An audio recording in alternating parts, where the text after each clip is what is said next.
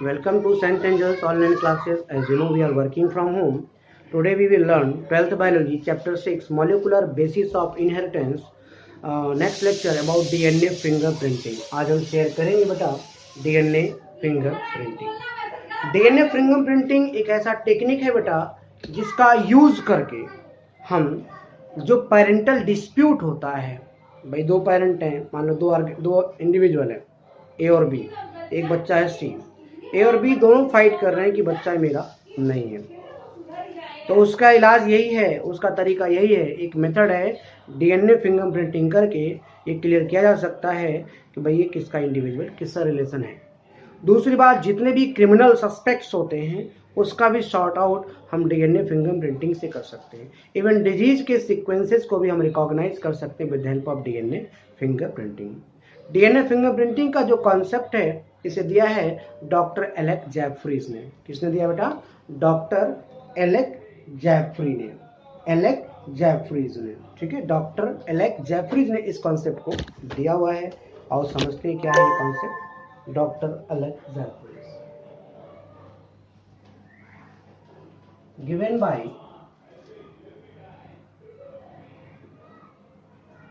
Doctor Alec Jefferies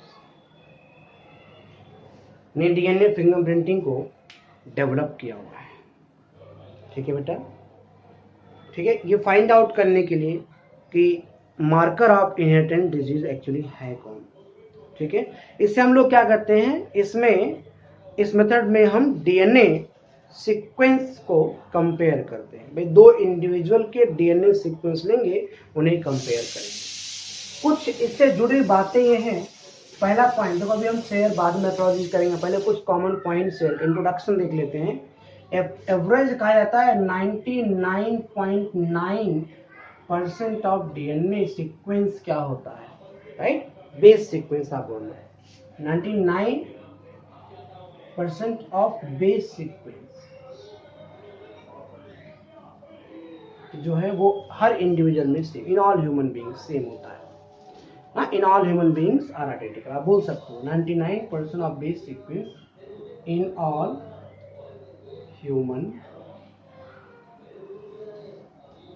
99.9% of base sequence in all human beings are identical. पहली चीज आपको ये ध्यान रखिए, एक इंट्रोडक्शन बता रहा हूं मैं, आइडेंटिकल।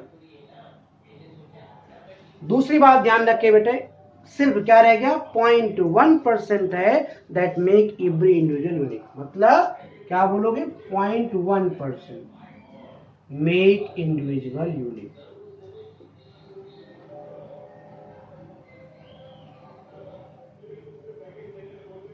%1 ही इंडिविजुअल को डिफरेंट बनाता है। इसका मतलब बहुत ही डिफिकल्ट है, रियली डिफिकल्ट है कि इतने अनटाइम कंज्यूमिंग टास्क है इन सभी। अब हमारे पास कोई एक दो बेस पेयर तो है नहीं, ह्यूमन के अंदर देखा जाए तो जो बेस पेयर है बेटा 3 × 10⁹ बेस पेयर। इतने बेस पेयर सीक्वेंस अरेंज करना बहुत मुश्किल है। So instead of considering the entire genome, हम क्या करते हैं, स्पेसिफिक रीजन लेते हैं, राइट। हम पूरे जीनोम को रिकॉग्नाइज नहीं करते, कुछ स्पेसिफिक रीजन लेते हैं। स्पेसिफिक रीजन को ही हम लोग रिकॉग्नाइज करते हैं। वो स्पेसिफिक जो रीजन है वो एक्चुअली कुछ और नहीं बेटा, रिपीटिव डीएनए सीक्वेंस है। क्या है बेटा वो? It is repetitive DNA sequence.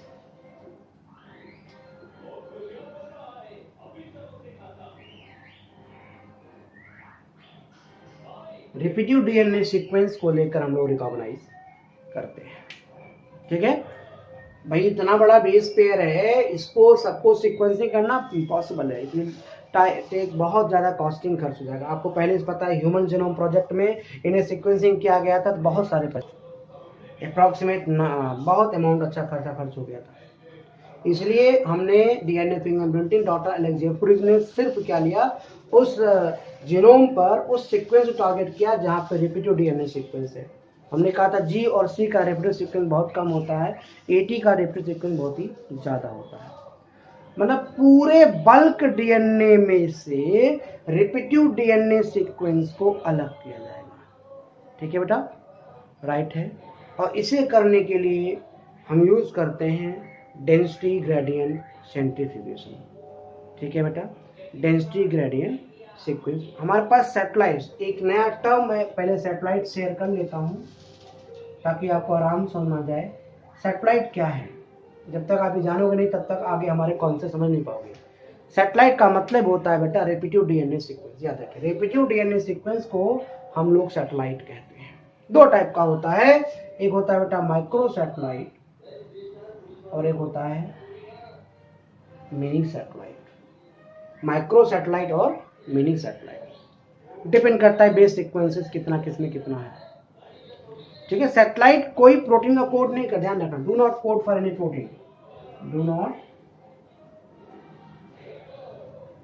Code for any protein. एक तो बात ये नोटिस करना कि सैटेलाइट किसी भी प्रोटीन का कोड नहीं करता है, राइट है। लेकिन हाँ, इसका एक बहुत इंपॉर्टेंट रोल ये सैटेलाइट रोल प्ले करता है डीएनए फिंगर प्रिंटिंग में, राइट है। एक टर्म और सामने आएगा बेटा, वो आएगा पॉलीमॉर्फिज्म का। ये कुछ टर्म्स है, अभी इसकी मेथोडोलॉजी हम लोग पढ़ेंगे, पहले इसे जुड़े हुए कुछ बेसिक इंट्रोडक्शन हम लोग ले लेते हैं। पॉलीमॉर्फिज्म की बात करें, मीन्स क्या, different forms of the DNA. Actually ये म्यूटेशन का रिजल्ट है, it is result of mutation. Germ cell mutation आप अच्छी तरीके से पता है, इंफॉर्मेशन अगली जनरेशन में ट्रांसफर होता है। यही म्यूटेशन ही डीएनए का डिफरेंट फॉर्म डेवलप करता है। और different forms of DNA, different forms of DNA, ये variation, various forms of DNA ही कहलाता है DNA polymorphism. It is result of, आप बोल सकते हो बेटा ये रिजल्ट है म्यूटेशन का, और यही अगली जनरेशन तक जाता है। हम इसी रिपीटेड डीएनए सीक्वेंस के बेस पर रिकॉग्नाइज कर सकते हैं भाई को कौन किसका लिंक हो सकता है। ठीक है बेटा, ये छोटी सी बातें मैं आपके साथ शेयर कर रहा हूँ। अब कुछ उससे जुड़े और फैक्ट आगे हम लोग बढ़ाते हैं, और वो याद रखें, polymorphism arise normally in non coding sequence. ये किस में डेवलप होता है, इट इज अराइज in